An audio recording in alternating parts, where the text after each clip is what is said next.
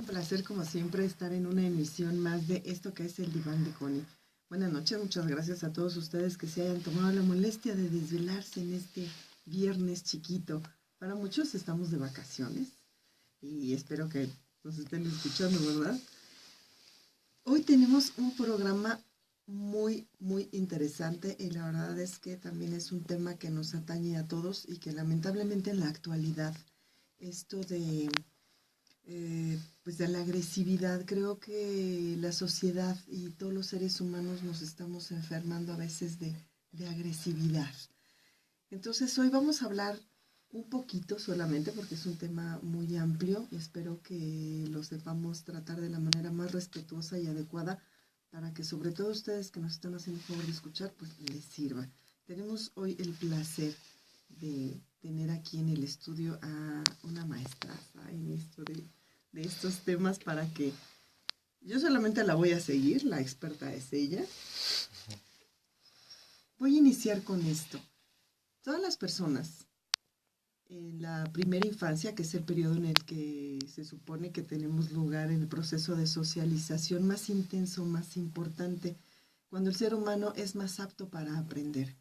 Este proceso mediante el cual los niños aprenden, por ejemplo, que las agresiones físicas, el robo, el engaño son negativos y que la cooperación, la honestidad y el compartir son positivos. Estamos hablando de valores muy importantes para que los seres humanos tengamos unos elementos bien fundamentados para poder desarrollarnos y convivir con el resto de las personas.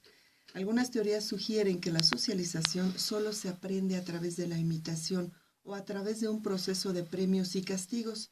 Sin embargo, las teorías más recientes destacan el papel de las variables cognitivas y perceptivas, es decir, el grado de inteligencia, hasta la inteligencia emocional, me atrevería a decir, la capacidad que tenemos todos los seres humanos para poder discernir y tomar decisiones adecuadas para poder socializar correctamente con los demás. La percepción también, la percepción es un elemento muy importante porque todas las personas o cada una de las personas tenemos una experiencia distinta de cada una de las cosas. Podemos estar en el mismo núcleo familiar, 3 hermanos con la misma situación, pero la percibimos de manera distinta. Es decir, tenemos una experiencia y un conocimiento acerca de las cosas muy diferente, en donde tiene que ver la edad, tiene que ver las circunstancias, tiene que ver las experiencias que hayamos vivido, lo que nos hayan contado y lo que nuestra mente haya creído de lo que estamos viendo. Por tanto, de esto y de mucho más vamos a estar hablando durante el programa. Por tanto, vamos a partir de una socialización sana, esa relación que empieza con los padres, los niñitos, todo lo que aprenden con los primitos, los hermanos, los amiguitos, esta buena socialización para desarrollarnos. Sin embargo, a veces durante este tiempo de la vida suceden eventos que no estaban contemplados, que no estaban planeados, por un lado, en los que hacen esa diferencia en que la socialización ya no es sana. Pero también hay otros motivos por los que fisiológicamente también puede haber algunas alteraciones ya de manera de nacimiento, en las que también son importantes aspectos que pueden influir de manera fundamental para determinar si una persona se va a poder desarrollar sana o insanamente en esta sociedad. ¿Es cierto, maestra Alma Cecilia Gutiérrez? Un aplauso, casi me dan ganas de aplaudirle. Muchas gracias, buenas noches, ¿cómo estás? Hola Connie, buenas noches, muchas gracias por invitarme. No, pues gracias tú por aceptar hasta estas horas de la noche en tus vacaciones, que te estoy robando el tiempo. Me da mucho gusto estar aquí hablando un poco con tu auditorio y contigo de nuevo. Gracias. Bueno, pues yo ya te di más o menos el caminito de lo que quiero, bueno, de lo que me gustaría que nos hagas favor de explicar. También por aquí tenemos a Víctor, un colega. Buenas noches, Connie. Está formando, muchísimas gracias, está sumándose aquí al equipo del Diván de Connie de una manera muy padre, con un trabajo muy arduo que está haciendo todos los días y también el día de hoy va a estar aquí apoyándonos y comentando y participando. ¿Vale? Esperemos. Pues entonces El micrófono es tuyo, maestra. Gracias, Connie. Sí, desde el principio la propuesta del tema me parece muy extensa, ¿no? Hablar de procesos de socialización implica un montón de cosas. Sí. Mencionas algunos elementos de índole biológico, de índole cognitivo, y a mí me hace pensar muchísimo sobre las cuestiones emocionales, ¿no? Las cuestiones estructurales, familiares y personales que hacen que una persona pueda socializarse de una manera adecuada, lo digo como entre comillas, ¿no? Así, ¿dónde está lo adecuado y dónde está lo inadecuado? Es una línea muy sutil. Sí. Efectivamente, los procesos de cómo aprende uno a estar con el otro son elementos muy primarios que yo creo que remiten al vínculo inicial que uno tiene en la vida con sus primeras figuras importantes, ¿no? Sí. Yo pienso la relación estructurante que hay con la madre, la relación estructurante que prosigue con el padre, que se da casi de una manera muy simultánea, y que a partir de lo nutricio o quizás lo tóxico que resultan estas relaciones, se consolida como una base muy importante para el desarrollo posterior de la socialización. Los esquemas de cómo uno aprende a mirar al otro, a considerar al otro como parte de su vivencia social, pues están impregnadas de elementos muy infantiles, ¿no? De elementos, yo creo que más allá de estas teorías biológicas que pueden resultar un poco paliativas en muchos momentos, sí. ¿no? Porque resulta mucho más fácil decir que hay un poco más de una o de otra química mal puesta en la cabeza de uno para decir que funciona así, ¿no? Yo voy mucho más por otras teorías que a mí me hacen pensar sobre las cuestiones estructurantes emocionales, ¿no? El cómo uno percibe las emociones, cómo uno percibe las experiencias y luego lo procesa en emociones. Así es. Sí, es cierto. Sí, yo también creo que es así porque, bueno, yo vengo de una familia de muchos hermanos y ahora que ya todos estamos unos menos viejos que otros o unos más viejos que otros, es cuando nos sentamos a conversar. Oye, ¿te acuerdas que cuando era niño que pasó esto y esto? Es cuando me queda súper claro que digo, oye, no, ¿a poco sí estaba, por ejemplo, enojada la tía? A mí me pareció como que estaba bromeando, no, a mí me pareció como que me vio bien feo, ¿no? Y imagínate esto, bueno, estos son eventos así como muy simples de la niñez, ¿no? Muy accidentales. Sin embargo, conforme uno va creciendo, todo esto se va quedando en el recuerdo y depende mucho de esto cuando te empiezas ya a relacionar con otras familias que se van a quedar contigo. Porque una cosa son a lo mejor las familias de los amigos que a veces no las tocas, pero ¿qué tal cuando ya empiezas a tener una relación de pareja, ¿no? Un noviecito, una noviecita? Creo que ahí empieza a surgir este recuerdo, empieza a brotar de estas primeras experiencias que, por ejemplo, vimos con los papás, ¿no? Y qué tan agresivo fue esa relación de los papás, o qué tan sana o qué tan jovial. Aquí sí tenemos que empezar como a explicar esta parte, ¿no? Yo pienso que todas las experiencias infantiles están permeadas por una subjetividad muy particular, ¿no? Entonces puede haber eventos que se suceden de una manera como cotidianas, triviales, accidentales, y que cobran un sentido muy íntimo y muy personal en la manera en cómo uno lo procesa, ¿no? Aquí yo quisiera subrayar sobre los elementos propios de cada sujeto, de cómo percibe una experiencia que efectivamente puede ser que alguien tira un plato, ¿no? Por decir un ejemplo absurdo. Y alguien lo codifica emocionalmente como un acto violento, ¿no? Me aventó el plato, o no, era un acto agresivo. Y alguien más puede traducirlo en su mente como se le cayó, ¿no? Sí. Como carente de agresividad. Pero a mí sí me gustaría mucho subrayar el componente esencial subjetivo en el que cada uno puede transformar el hecho, la experiencia, acorde a cómo está estructurado internamente. Sí, la agresividad efectivamente es un componente humano, ¿no? Hay autores que explican que la agresividad es innata, ¿no? Hay artículos bellísimos que explican que un niño es agresivo, ¿no? La agresividad innata, primaria. A mí me parece que es muy bello el concepto y me parece muy acertado, ¿no? Como todos los niños, incluso algunos subrayan que más los varoncitos, ¿no? Yo conozco niñas mucho más violentas que varoncitos, ¿no? Sí.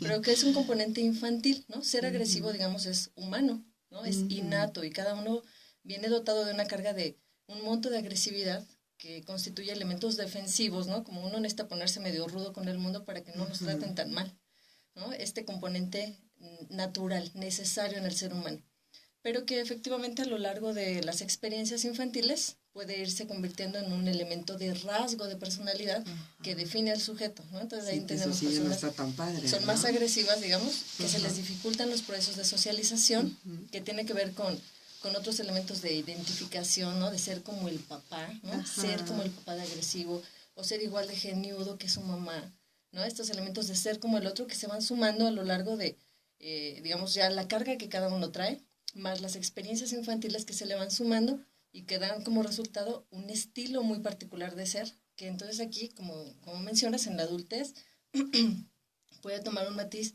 mucho más patológico, ¿no? Y derivar en problemas verdaderos de socialización.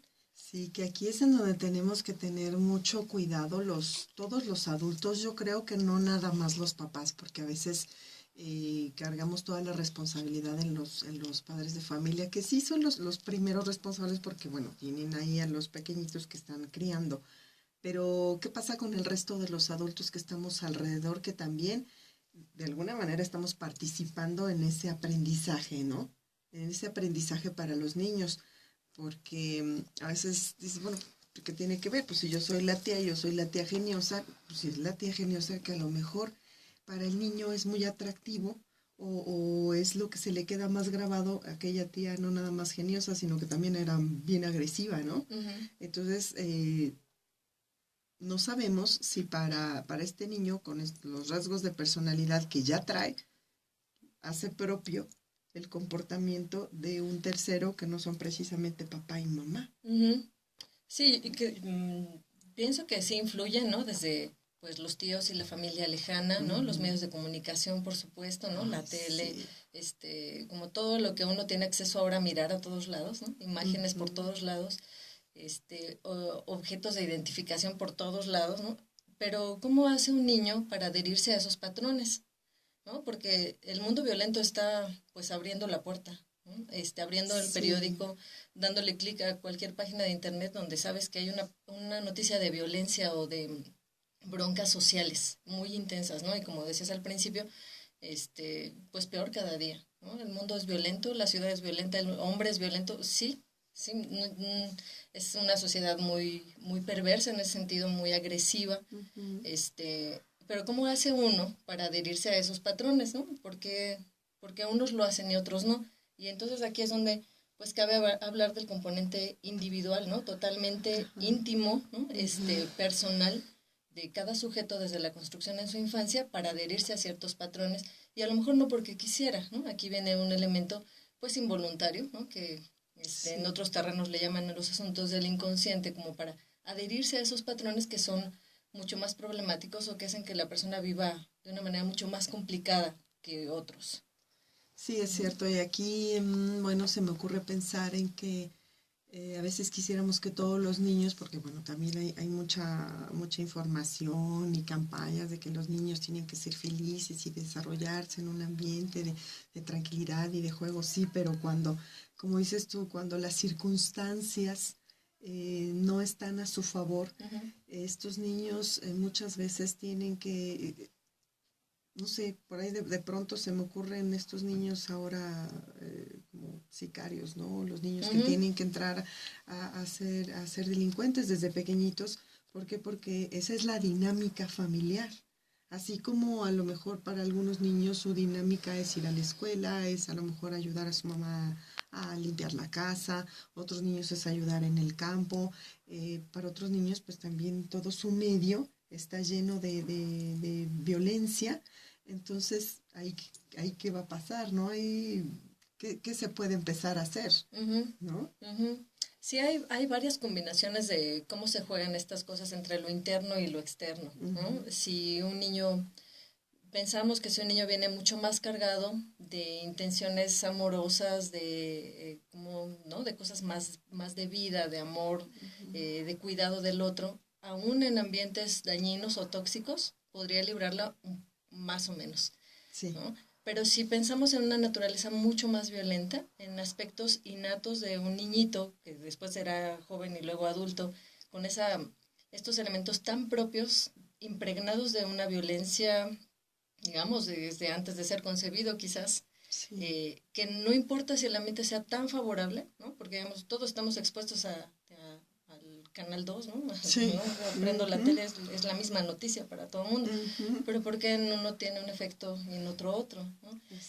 ¿Por qué un niño efectivamente se hace sicario, digamos, ¿no? En el ejemplo que expones, pues sí tiene que ver, además del medio ambiente, una predisposición hacia estas cuestiones negativas, que impiden que su futuro o en años posteriores, pues su vida esté pues más llena de experiencias predominantemente gratificantes o nutricias, ¿no? Sí, creo que son los dos elementos que se juegan. No pensar que todo es porque el medio es agresivo y el mundo es violento y qué porquería de ciudad, de país tenemos ahora, ¿no? Peor que, ¿no? Nuestros abuelos dirán, en mis tiempos no era así, ¿no? Cosas así. Pues sí, porque ¿no? pienso yo, bueno, y en la Segunda Guerra Mundial pues estaba súper violento, lo que pasa es que a lo mejor la tecnología no estaba Sí, hay como muchos ahora. elementos en juego, ¿no? Sí, Pero sí, sí. no creo que habrá que echarle la culpa como a la agresión está en las caricaturas, ¿no? Por ejemplo, este Ajá. niño es agresivo porque ve, no sé, ¿no? Los Simpsons, no sé, ¿no?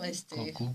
Son Sí, fan, qué sé yo, uno, ¿no? ya Un se montón peina de, sí. tenemos montones de ejemplos Ajá. que pensaríamos poco didácticos para los niños, ¿no? De índole vulgar, ¿no? De índole ofensivo, con palabras corrientes, ¿no? Que, ay, es que eso lo aprendió de ahí.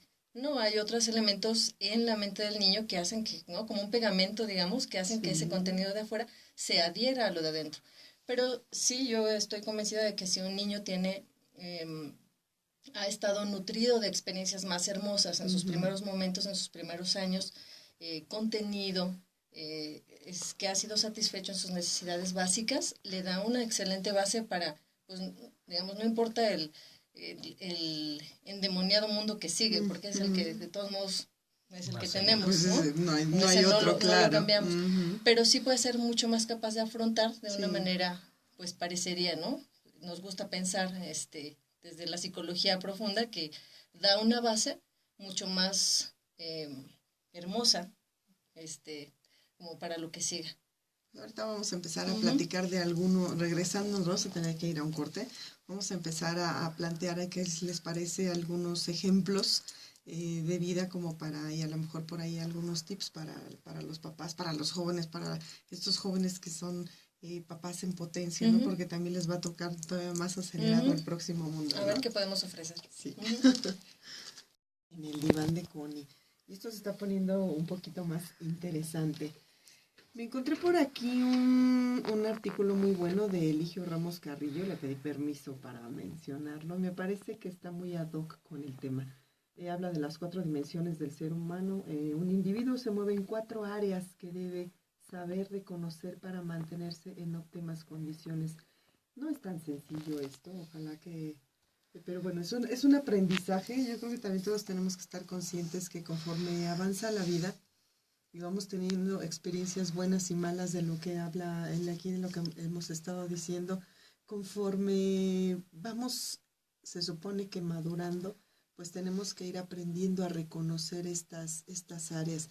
Y hablaba, bueno, pues de la sociológica, habla de la primera dimensión, la parte biológica que corresponde a nuestro cuerpo, al cuidado de nuestro cuerpo, la parte psicológica que es un poco de lo que hablábamos hace rato, son influencias buenas y malas, experiencias traumáticas, a veces impactos positivos y negativos que formarán un bagaje teórico del cual se echará mano una vez que quedan grabadas en la base de datos de la mente, dando pie a los así llamados recuerdos. Y aquí depende mucho de cómo hayan sido percibidos estos recuerdos, porque sí van a influir en el resto de nuestra vida, ¿no? Pero los podemos ir mejorando, ¿no?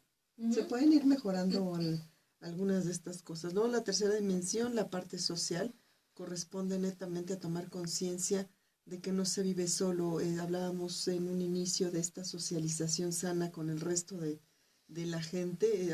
Yo creo que es un poco como no ser egoísta, ¿no? También el ser egoísta a mí me parece ser un poco, muy poco inteligente, porque bueno, pues finalmente te tienes que socializar con los demás. Y la última parte me parece algo muy interesante. Yo creo que en la experiencia que hay en el consultorio nos damos cuenta, no sé si coincides conmigo, maestra, que en la medida en que las personas acostumbran o tienen una fortaleza espiritual, y no estoy hablando de religiosidad, sino de esta formación espiritual o de esta fortaleza espiritual, es mucho más fácil que la gente salga adelante, ¿no? Y aquí habla, bueno, el hombre pues quizá debiera ser reconocido como un ser biopsicosocial y espiritual. Les recomiendo este artículo, está bastante interesante, las 4 dimensiones del ser humano. Y bueno, pues estábamos en ya nos vamos acercando a esta diferencia que yo te pedía cuando hablábamos de conformar el tema, el hablar de esta sana socialización y este mal empleado, este término de, ay, eres un antisocial, ¿no? Cuando la persona que a veces se le llama antisocial es porque pues, a lo mejor no le gusta ir a las fiestas o no es tan perico como yo comprenderé. Y entonces estamos poniéndole un término que no es el adecuado, porque cuando hablamos de una personalidad antisocial estamos hablando de cosas ya que tienen que ver con un trastorno, ¿no? Sí, efectivamente el denominado trastorno de personalidad antisocial no tiene que ver con el que es aguado para la fiesta, ¿no? El introvertido socialmente, no, es una palabra, yo les digo a mis alumnos mucho, ¿no? Que es un término muy pervertido, es un término muy mal empleado, incorrecto y que es muy vulgarizado. Sí. Una personalidad antisocial no tiene que ver con que no se junte con nadie o que no le interese juntarse con nadie. Tiene un matiz bastante problemático, ¿no? Es el perfil, digamos, incluso de personas, ¿no? De delincuentes, ¿no? De personas transgresoras, sí. De personas sin empatía, sin respeto a los derechos de los otros. Ese es un antisocial, digamos, alguien que está en contra de los elementos básicos sociales, ese sí es un antisocial, ¿no? El transgresor, el irrespetuoso, ¿no? El violador de normas, de límites, el que no le importa el otro, no hay conciencia de lo que al otro le pase, ese es un antisocial.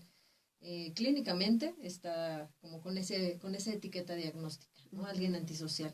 Más bien cuando a alguien no le gusta la fiesta y es más bien de trabajo aislado, de relaciones escasas, puede obedecer también a elementos de un problema de personalidad que se llama, tiene una palabra muy peculiar que se llama esquizoide, ¿no? Pero no es una palabra que se use como para designarlo, ¿no? Es una palabra muy clínica, no le decimos eres un esquizoide, por no quieres venir con nosotros al relajo. Estaría como más Sería fuerte. La palabra correcta clínicamente hablando. No la usamos, ¿no? Más bien efectivamente confundimos que alguien antisocial es el que no quiere relacionarse. Y bueno, decías tú, conforme uno crece, ¿no? Desde que es muy pequeño y va avanzando, sus relaciones socialmente tendrían que ser más maduras, ¿no? Nos llegan a la consulta niñitos que no se relacionan, ¿no? Que los problemas de socialización empiezan desde que son chiquitines, desde que están en el kinder, por ejemplo, ¿no? Recibimos niños así de pequeños, o en edad escolar en la primaria, y luego extendida en la secundaria, por supuesto, o adultos, ¿no? Personas que no tienen pareja, ¿no? Que tienen 20, 30 y nunca han tenido novio, ¿no? No tienen un amigo, por ejemplo, no se llevan con los familiares, y eso, ¿no? Es lo que los lleva a la consulta, ¿no? El dolor que les causa no poder relacionarse satisfactoriamente. Sí, efectivamente, socializar tiene todo un camino de madurez. Y hay algunas teorías que explican, a mí me gustan algunas que explican que en la mente prevalecen partes más adultas o partes más infantiles en la mente de un adulto, ¿no? Por ejemplo.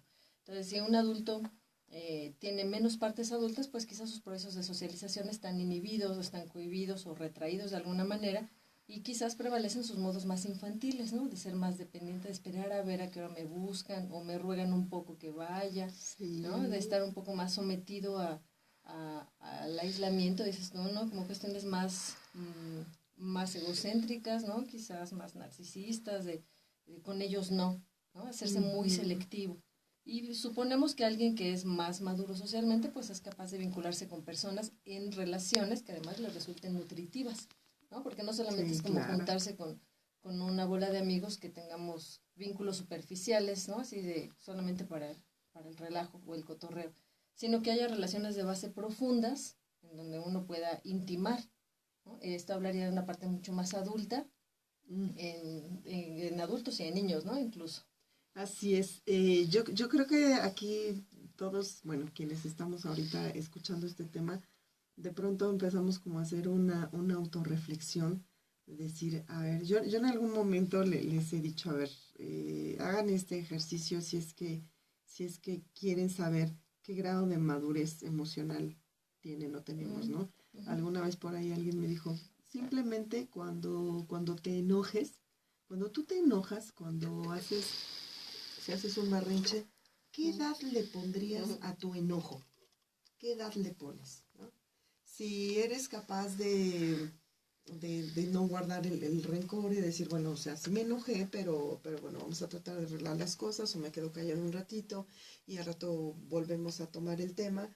Pero si eres de quien estás tomando las cosas y las avientas, ponle edad. Hay veces que nos podríamos sorprender de darnos cuenta que a lo mejor no hemos madurado en esa etapa y nos quedamos como, a lo mejor nuestro enojo es como de 6 8 años de edad, ¿no? O menos, ¿no? O menos. Y creo que también a partir de ahí sí se podrían ir cometiendo errores muy graves porque si no ponemos atención en estas reacciones agresivas o violentas que tenemos todos en menor o mayor grado, yo creo que en una de estas sí nos podemos equivocar de más y cometer alguna tontería que pueda tener unas consecuencias fuertes, ¿no? Yo creo que a lo mejor hace rato platicábamos del caso de una pareja en bastante grave el caso, yo no lo había escuchado, pero por ejemplo, ¿qué sucede con estos papás que a veces se empiezan a enojar tanto y empiezan a golpearse, a pegarse? Cuando los niños pequeñitos a veces se empiezan a pegar, están en el preescolar, pues a veces se muerden, se jalan el cabello. Es esa misma inmadurez. Pero si le ponemos ya una edad y una fuerza de una persona más grande, la consecuencia a veces es que un mal golpe puede matar al otro, ¿no? Claro. Entonces aquí, ¿qué podríamos decirle a la gente que empieza a observar esas actitudes en sí mismo? ¿A partir de qué o en qué circunstancias tendría ya que ser motivo de, sabes que de plano voy a ir a que me den una asesoría, a que me den